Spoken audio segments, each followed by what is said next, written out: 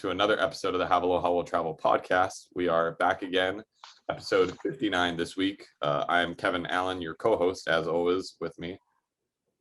Catherine Toth Fox. We are with Hawaii Magazine. Thank you for tuning in every other week. We appreciate it. Thanks for subscribing and being fans and sending us emails and messages. We do appreciate all of you tuning in or joining us on Facebook or YouTube or wherever. Yeah, wherever you're hearing our voices. Absolutely. It definitely means a lot to us when you like and subscribe. Give us reviews on whatever podcast platform you're listening to us on. That's what we can show our bosses to tell them that we're working. Right. We left everyone on a bit of a cliffhanger. I guess I would maybe call it last week. Kat, you were talking about traveling to Kauai. For the first time in a while, you went on an inter-island trip because COVID passports have allowed us to travel a little bit easier, and you went with a group. And I guess we just want to talk about now this episode what you actually did on Kauai. I mean, last episode we kind of talked just about the process. If people want to listen to that, that's episode 58, and that's the your vaccine passport. And sorry, can you still hear me? We good? Yeah, I can hear you. All right, I got a weird message saying my microphone changed to my AirPods, but I'm pretty sure everything is fine. I hope everything is fine. So now this episode, Kat, I think it'd be really interesting to hear what you actually did on Kauai and just kind of what the general vibe of the island was like. Yeah, it was well, Kauai is always not as crowded, right, as the other islands. I would say, with the exception of Hawaii Island, because it's just so vast. But we've been seeing a lot of visitors coming to Oahu, right? I mean, we've been personally seeing a lot of visitors coming to Oahu, and the numbers are definitely showing that's true. I think over Memorial Day weekend, we had like 700,000 people come to Hawaii, and most of them were coming to Oahu, probably because of direct flights, and it's just an easy place to get to. If you're concerned about car rentals, for example, we have like a really great bus system. So, as far as getting around Oahu is kind of a good place to start. And then Maui was getting a significant number of visitors as well, just because Maui's always been popular and there are a number of direct flights. So Kauai isn't seeing the numbers that I think the other islands are seeing, but Kauai has also been the most closed off island during this pandemic. Every county has been able to come up with their own, I guess, requirements to come in and out of their island, and Kauai was the most restrictive for a long time. And we had talked to the mayor of Kauai, Derek Kawakami. I'm looking who you kept calling Derek, which you're not supposed to call the mayor by his first name, but why not? Whatever. You young people. Because you're supposed to call him the mayor. No. I mean, it was just weird. Mayor. I mean, he's not my mayor. No, you call him like Mayor Kawakami. Oh, I see. Oh. Well, Derek, or as I like to call him, I don't know, Dare Bear. Dare Bear. Okay. Oh shoot, I actually can't. I'm trying to look for the episode. I'll put it in the show notes, the episode that he was actually on where we talked to him. Because I think it kind of goes into what you're saying, Kat, where every county and every island could kind of make their own COVID guidelines. And you're right. I mean, he talked about the thought process, I guess, behind why Kauai was being a lot more restrictive when compared to other islands like Oahu and Maui. Right. So I kind of knew that it wasn't going to be as like intense as it's been on Oahu, but I wasn't quite prepared for like the sheer number of people on Kauai.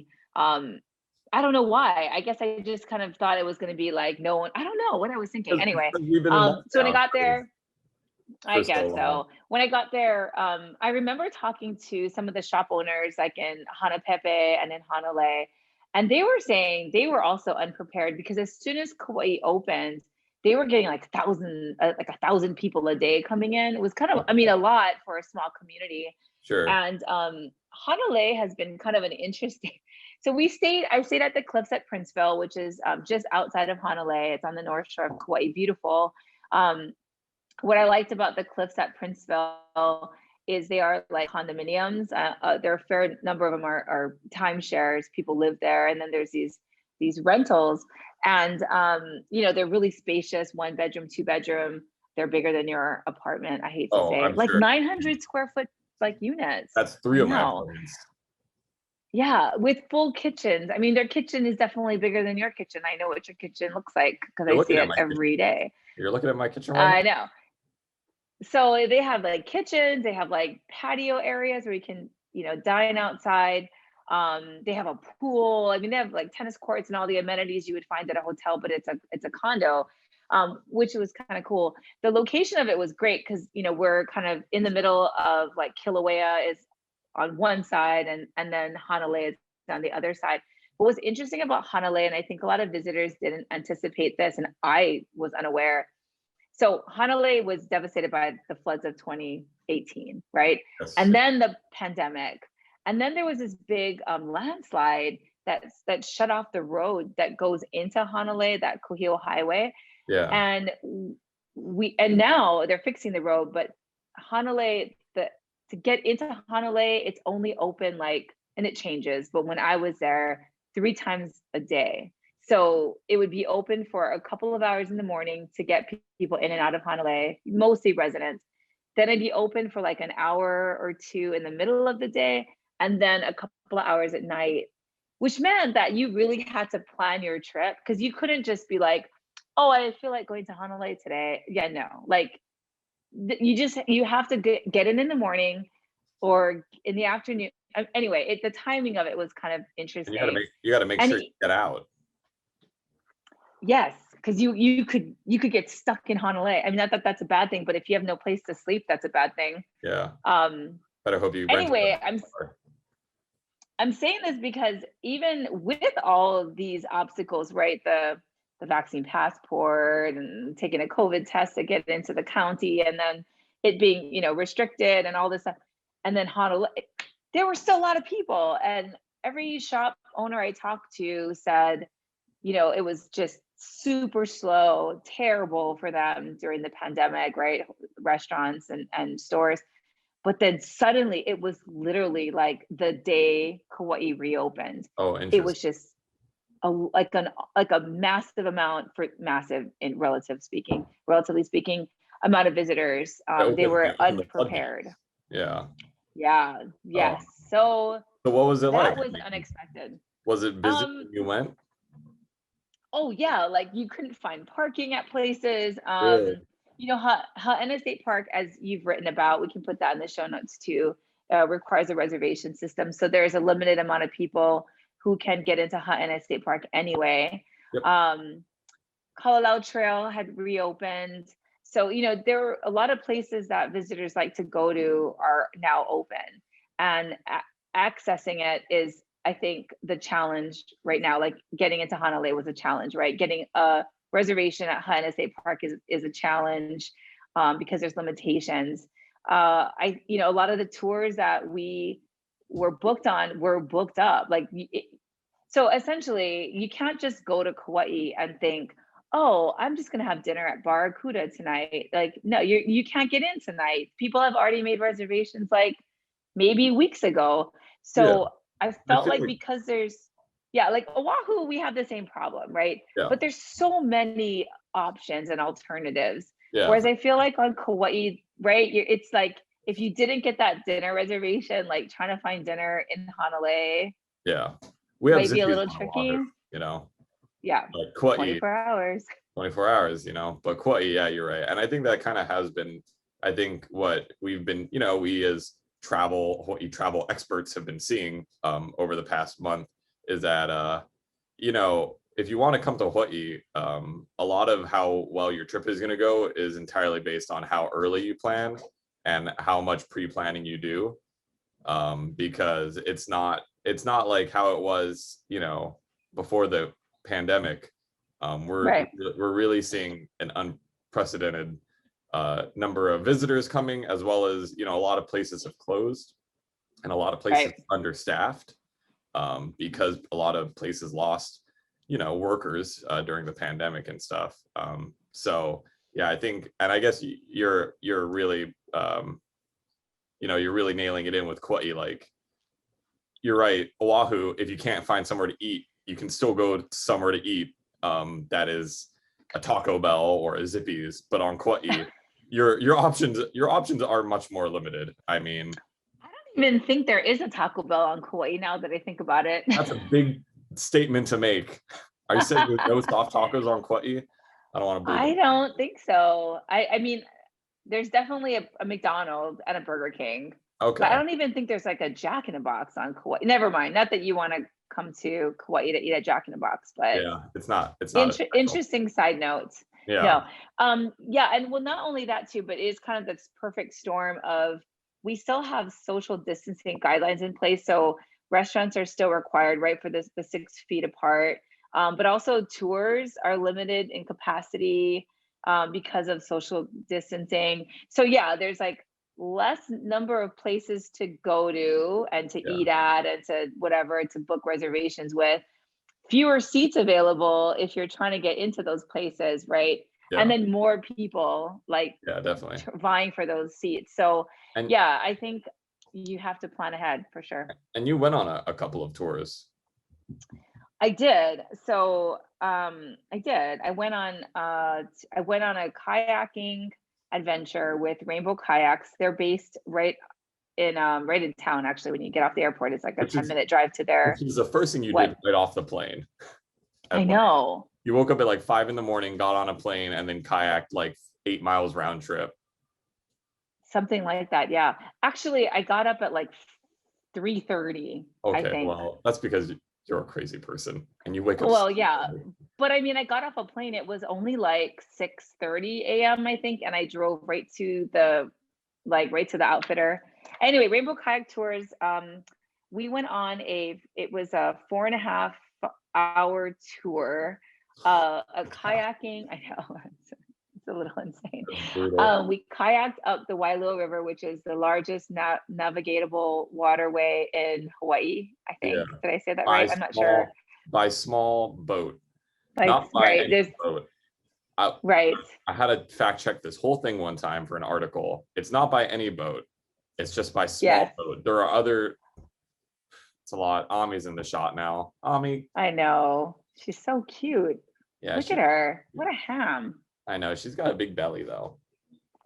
Hmm. We got a. Oh man, all She's right. very sweet. It's our first side note of the podcast. Anyway, We recently got a palm, like a small palm outside, and she loves eating that. like a palm tree. Like a acai palm. It's like a very small palm, like a potted palm plant. I don't know how to pronounce the name. It's already kind of dying. But man, Ami loves to eat those leaves and then throw them up later. I guess it's good for her tummy, but it's not good for me because I have to clean it up. No, Okay, sorry. that's okay. You have new hardwood floors. Exactly. But then she, you know what, where she decides to throw it up? On the bed. Oh, on the carpet. Oh, on the bed. The one place where she could throw it up literally anywhere else and be fine. Yeah. Anyway, back to the story. Yeah, so it's like a 2-mile kayak or something up this river, which is good to note that yes, small boats can go up this river, so you need to also be very careful because you're on a kayak. And we went up this river, Wailua River, and we have a great guide who tells you all about the history and culture of the place and its significance and the flora and fauna. And then you get off your boat and then you hike for, I don't know, it wasn't that far, but maybe it took like half an hour or something, Yeah. to a 120-foot waterfall, Uluvehi falls. And it was nice like swimming hole, this waterfall, lots of rocks, and you sit there and Rainbow Kayaks, it comes with lunch, so they had lunch for you, sandwiches and fresh pineapple, and you could get in the water and swim around, or you could just cruise on the rocks, which is what I did. And then you have to hike back and paddle back. So yeah, it took a long time. It was really cool though. Yeah. We actually have I had done it before. we actually have a story on the website, a recent story. Yes. If you do want to read about it, it'll be in the show notes, but you can also check it out. Megan Miner Murray wrote it. It's got a lot of photography. I think it was in an issue. I forget which one. Oh yeah, like a couple of years ago, probably. Yeah, and I'm thinking I might write another one too. I Okay. don't know, Yeah. different It's got experiences kind of interesting, update right? it. Because it's got like a lot of history, the river. Um, sorry. Yeah, mine will just be all about like the pain and suffering. No, I'm just kidding. It wasn't that bad. But it's Was it interesting busy? because I feel like it was super busy. Our tour was booked. We had like, I think the capacity is like 10 people, and we had filled all 10 slots, but they had tours going out all, like all day. And Yeah. we got there. It's a public trail, meaning that if you can get there on your own volition, like on your own SUP or a kayak, you can go Yeah. there. So there were a bunch of locals with their dogs and kids and whatever. But I would say when we were sitting at the waterfall, there was probably like at least 50 other people My goodness. going. Yeah, it was pretty packed. They did during COVID, the county got some money to put in some boardwalk Oh, for the that's cool. trail. And yeah, it really helps because I guess the floodwaters in 2018 had kind of like destroyed some of the trail or whatever, eroded the trail. And so that's great. It makes the hiking a lot nicer. It was much more pleasant than I remember doing it like 6, 7 years ago. Oh, interesting. But yeah, but just to keep in mind too, like you have to be comfortable in the water. You have to be comfortable hiking. You need to be in somewhat good physical condition. Yeah. I think people forget when they get to the falls, they think, "Oh, I'm done." It's like, no, you're not done. You have I'm to so do it sorry. all over again. What is it, Ami? This freaking cat just keeps getting all in the way. This It's girl, she's it's out of so here. Oh no! It's so funny because she didn't bother us like for our whole meeting before I this. know. That's why She she's just here. knows. Yeah. I'm so Oh, sorry. so The river, it's anyway, cool. Boardwalk helps. You went on another tour that I've been excited to hear about because it seemed like pain and suffering for you. I know it was. The kayak tour, fine. I totally enjoyed it. Oh, sorry. It's kind of in my wheelhouse. I have one more thing But to say about the kayak tour. yes, Yeah, yes. just to your point, you do need to be in good shape to kayak. It's really hard. When I went to the Mokulua Islands for that kayak tour, it's getting over there, that was tough because of the open ocean. But getting over there, the current was going with me. Coming back, for a second I was like, I'm just not gonna make it. I'm just gonna drift out into the open ocean. It's tough. Kayaking is Yeah. really hard. Sorry, go ahead. No. It's true. I did ask the guide though, like, because there were people on like hiking, and I thought, they don't seem like they're in great physical condition. And he said, no, it's fine. Like they'll take their time and they'll help you, and anybody can do it. It's it might just take a little bit longer. And you might hurt the next day. Yeah. But I was fine. It was fine, and it was great. It was a beautiful tour, and I was glad I did it. The next tour that I did though, oh, I had such anxiety. I knew that I was gonna do it for like a week, and I Yeah. couldn't sleep. Um, You kept telling us I about it. Yeah, I've always wanted to do it. I would say it's kind of on a bucket list, but I sort of knew that I was never going to do it. What But I is it? did it. It's touring the Nepali coast by boat. Yeah. Oh, even just thinking about it gives me like ah. I'm very sensitive I get motion sickness pretty easily. I didn't think I would get that easily, but boats are my Achilles heel. Oh, That I am not good on a boat you get seasick. at all. Oh yeah. Even the smell of like a diesel engine, like that Really? just triggers my Nausea. yeah. And I think it's gotten worse. Yeah. It's gotten worse partially because I haven't been on boats as often as I used to be. Because when you're on a boat a lot, you kind of get used to it. And then also after being pregnant, because I was sick for 9 months during my pregnancy, and I feel like my gag reflex is like where anyway, I get sick much more easily. So I was kind of dreading it because I know that it's like a 4 hour tour. Not to sound like Gilligan's Island, but it was a 4 hour tour. And once you get sick, if you've ever gotten seasick, like you can't stop being sick. I mean, you can throw up and everything, but Yeah. you're still on the boat Yeah. and there's nowhere to go. Yeah. You just got to kind of Um, endure. so You don't get seasick, do you? No, I get seasick. But the conditions have to be Oh, you pretty. do. The conditions have to be pretty bad. The only time I've gotten I've never thrown up, but I've gotten pretty seasick. I remember one time when I was doing a surf trip in Bali. We had to take a boat from one island to the other island, and man, they just got it. Like it was like an actual passenger boat. Like it was a lot of people in there, and I could feel that boat. It's a big boat just ramping over little waves.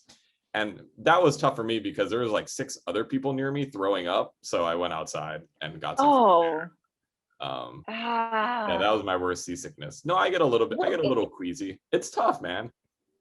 it is well, and I've done like passenger boats like in New Zealand, like to go from North Island to South Island, and I've done like in Greece, like to get from island to island, and it's been okay.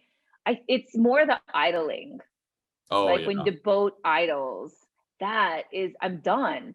So anyway, we went on with North Shore Charters, and they launch out of Anini Beach, which is kind of near Princeville, like it was near our hotel, which was great. And they use a 30-foot catamaran, which is like, if you are prone to seasickness, probably the one of the better boats to be on.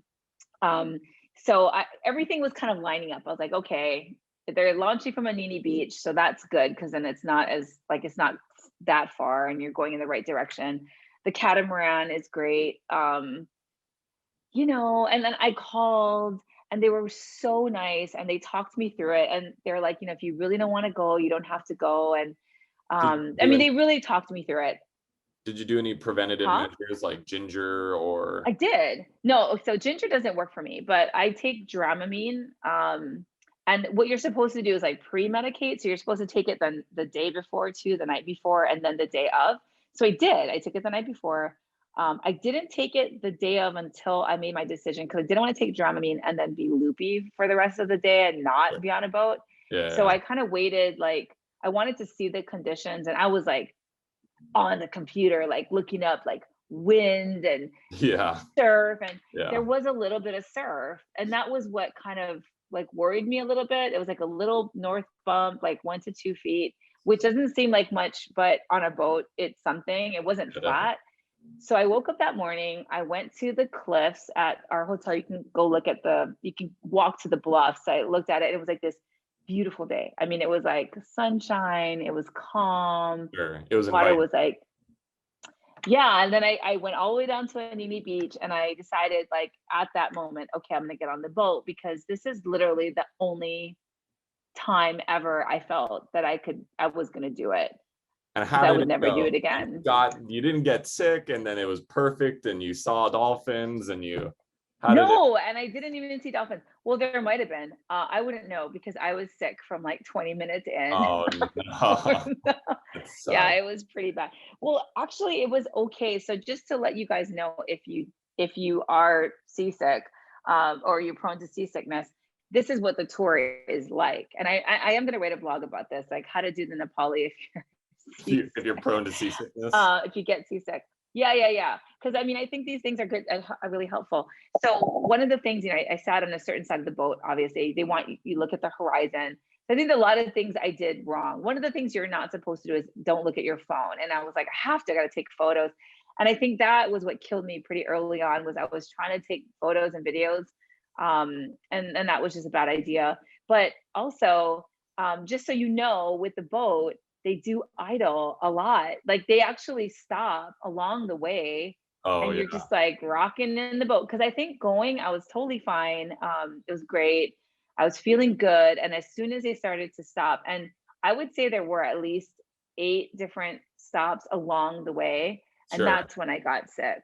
Yeah, Um, 'cause people gotta take pictures, and you wanna. well, what was great about these guys, I mean, I really like them. First of all, one of the guys, the guy Lee, now we're friends on Instagram. Of course. You know why? Because I grabbed his phone and followed myself, which I thought was pretty. I don't know why I thought that was funny, but anyway, this Kind of guy fun. Lee, he's like, I don't know, 5th generation Kauai guy. Um, Anyway, he was great. Like he stayed with me the whole time, and he kept my mind off of things. He had Sprite. He was giving me Sprite and then rubbing my back, and Oh, nice. he was really helpful. But the other crew guys were so interested. They told such compelling stories about the Nepali coast that even though the whole trip was like, I was nauseated, I mean, I was throwing up and I felt miserable, the stories were great. I mean, they really were. And I've never been on a tour like that where you had a bunch of local guys talking about, the history of a place, and also talking about kind of how they grew up on Kauai and how they've interacted with the island. Yeah. You could see all of the Kalalau Trail. That was also very cool. We were waving at hikers. Oh, that's cool. And they were talking about they were talking about different points of the trail. Like, it was just, the whole thing was neat. And then you could see Kalalau Beach, which is a place that I've always wanted to go also. It's been on that I would do. That's still do I'd that. rather do it by land than by boat. And you could see like where people set up camps, and I don't know. That was, I thought, really neat. We did go into sea caves. That was also cool, except I was too sick to enjoy it. Yeah. And at the very end, if the conditions are okay, they let you jump off and swim, and then you snorkel in like this really beautiful, pristine area off the Nepali coast. The conditions would have to be pretty good for that, because it is like open ocean. Yeah. We almost weren't going to do it because the conditions actually weren't that super awesome. Oh, really? If it doesn't turn out, if it doesn't turn out, then they take you to tunnels, and I guess they anchor off of tunnels, and then you kind of swim out, which I was hoping to do. Yeah, that actually sounds really cool. I was hoping that, I know, only because I could swim to shore and I could lay on the beach. Because you could run away. Well, because I mean, the other option was, here I am like in the water, because they said, get in the water, you'll feel better, which I know that's true, except I'm in the water and I'm like doing this on my noodle, and I'm like, I don't feel good at all. And they're like, why don't you just have lunch on the boat? No, I'm not That's gonna come right back up.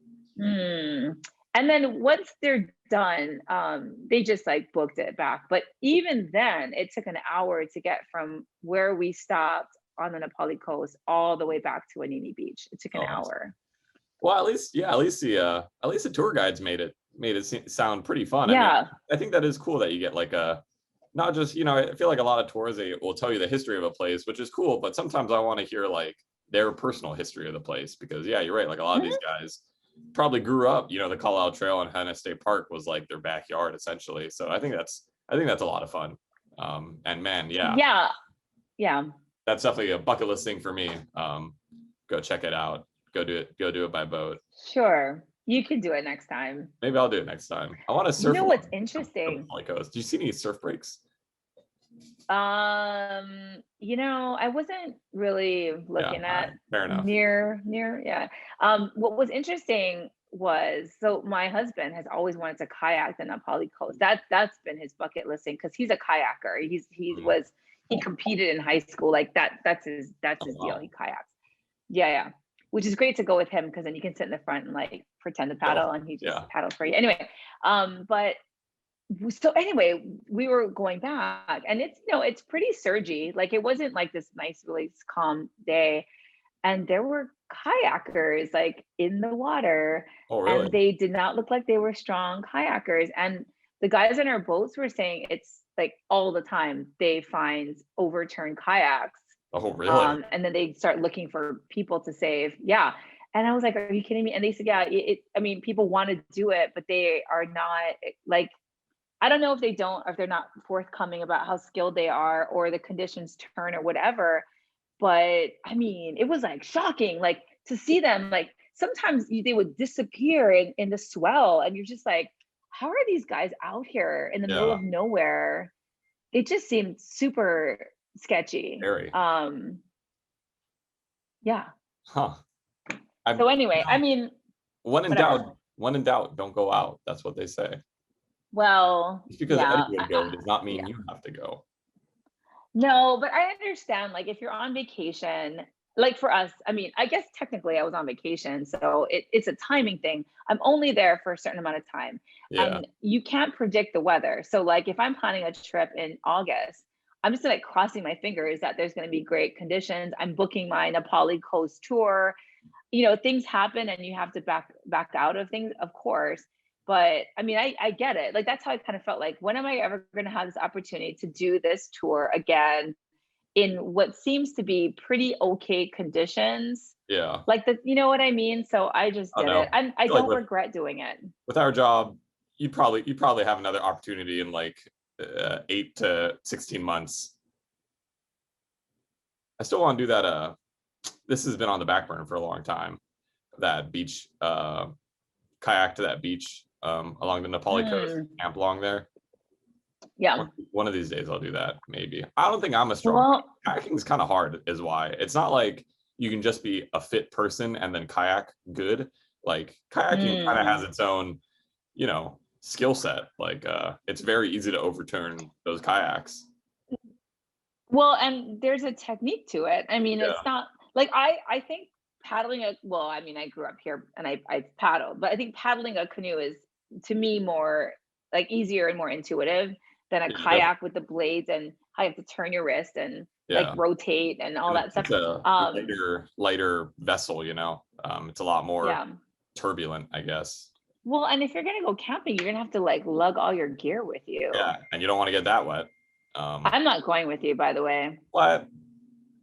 Come on, it'll be fun. Bring Kai. It'll be like Uh, bring Kai, and then he'll tow me, and then no. he can be our motor. Oh my God. How about you go with Kai? How about that? That'll be fun. Boys Yeah. trip. You also did other stuff on Kauai. We're kind of I mean, getting pretty late in the cast, but did you have anything else you wanted to talk about? I mean, you did a lot. no, yeah, we did. We did a lei po'o workshop, which is like those floral crowns with the Lei Collective. Is She's from Kauai. I Hmm? have a question. Is Haku not the Yeah. correct term for that? Is it lei I po'o? don't know. What I is don't know. I uh, don't know. okay. We should do a whole post on the difference, because we grew up saying Hakule, Yeah. but I think Haku is a style of it, but Lei Po'o is like the general term for a flower crown. I believe that is correct, but also I am not qualified. Well, I guess I should be qualified, but I'm not qualified to answer that question. I don't know offhand. Anyway, we did a Lei Po'o workshop. That was really nice. We did it at the cliffs, overlooking the beautiful ocean. Everybody got to wear their hakule after, so it was really pretty. That was cool. And then, we ate a lot. So Nice. we stopped off at Barracuda. Oh, okay. Yeah, That's which a very if you've never popular. been to Barracuda, yes, and it's all tapas style, and it's so good, and they have such great like wines and cocktails. I had never been to Tahiti Nui, which is like super popular. It always makes our Reader's Choice Awards list. It always seemed kind of like it's a quintessential like tiki bar. And It we've was written about it. We had a whole tiki it story. was that movie, wasn't it? Was it in 51st Dates? Oh, it might have been. It Uh, might have been. It's iconic. It's It's like very, it's it's a very very iconic Hanalei. part. Yeah. How was And that? I've, you know, I've never been there, and I really didn't have any, like, I don't like, when I think of Kauai, I want to go to like Hamura Simon. I want to go to like Yeah. Taroko and get my chips. I want to go to Wong's and get my Lilikoi chiffon pie. Like it's very local kind of stuff. So Tahiti Nui has never been like on my list of places to go, but I There- went. That was freaking awesome, and I would totally go again. There's a reason why it's Their iconic Mai now. Tais, yeah. And I'm not even a Mai Tai drinker, but their Mai Tais were very good. Really? What kind of Mai I Tai did had you only have? one. Yeah, it was really good. I have no idea. It was just their traditional Mai Tai. It just sort of arrived in front of me, which was great. And it's the same recipe they've had since the place opened in 1964. Yeah. I think part of it too is it had live music, and I hadn't heard or seen live music in a long time. And that just created this ambiance, and like I was like dancing. Oh wow. A Yeah, little. I got people up, and I know it was a thing. You always get people up and dancing. That's like your thing. Did I do that on a trip with us? You did that at the Hawaii Tourism Authority. oh, or no, Oh, I did. the award show, Yeah, right? yeah, yeah. Yeah, The HLTA. Oh, yeah, yeah. That was fun though. that was fun. You know how to get a crowd dancing. That was Manao Company. You have That to was. dance to Manao You gotta Company. skank a little bit. Um, Oh, company. yeah, we were skank. I was teaching people how to skank. You've been Yeah. so proud of me. And then we ate at the Hanalei Dolphin, another place I had never been to, super popular. Maybe in the last 10 years or so, they opened like a sushi bar, which was crazy and good. And I'm not much of a sushi person. And they had those, crazy weird sushi combinations with like avocado and like Oh, that's fun. soft shell crab and all Yeah, these yeah, crazy yeah. things. Great. It was fun. Yeah, it was super fun. We sat with the owner and she was great and she told us all these stories about Hanalei Dolphin back in the day. Everybody there was super nice. So yeah, that was kind of where we ate in Hanalei. So yeah, I mean, with the exception of the traffic situation or like getting in and out of Hanalei, Yeah, it looked like everything was kind of up and running and bustling and stores were open and restaurants are hopping and that's good, man. I mean, yeah, it was great. It was great. I was happy to see that for Kauai. I know there's kind of a tipping point, right? It's like a lot of people come in all at once and we're Yeah. not sort of ready for it and all that, but it just seemed it had a good energy. People were very respectful, Oh, that's good. happy to be there, which is great. You didn't feel like people were upset about the crowd or complaining. It just seemed like everybody there was just really happy to be there. And I think that's all you can want and expect from visitors, I feel. Yeah, definitely. So, Oh, that's awesome. yeah, Yeah, glad you had a great trip, Kat. And I think we have some thanks. plans to send me to Maui later this month. So hopefully we'll have some Maui stuff on the docket. But yeah, I think that is a podcast episode. You can Yeah. always find our stuff at hawaiimagazine.com. You can find all of our social medias at Hawaii Magazine. We have a Shopify if you need Hawaii related apparel or items, gifts. We got all that kind of stuff. Oh, let's see. We have a YouTube channel. And again, if you're listening to the podcast, please rate, subscribe, and like us on whatever podcast platform you are listening to us on. And that's it. Right? Yeah, send us questions. Yeah, please. We should do one of those Q&As again. I think that's super fun. Send us a bunch of questions if you can and we'll stash it somewhere and in the future we'll do another Q&A because we do like to interact with you guys. Absolutely. Yeah, you can send it to you can send it right to my email, honestly. KevinA@hawaiimagazine.com. KEVINA@hawaiimagazine.com. Just send it right. That'd be cool. Yeah, we should do another Q&A. That'd be super fun. So if you have anything you want to know, you can check that out. We also have our Ask Kauaʻi Instagram series that goes up every single Friday. So if you do have questions, you might find your answers there, or you can ask us those questions in those comments. So let us know. Yeah. Yep. Glad you had a great trip, Kat. Kauaʻi seems fun. Thanks. Hopefully we can all be traveling soon. I know. One of these days. Okay, everybody. Mahalo. Bye-bye. Bye.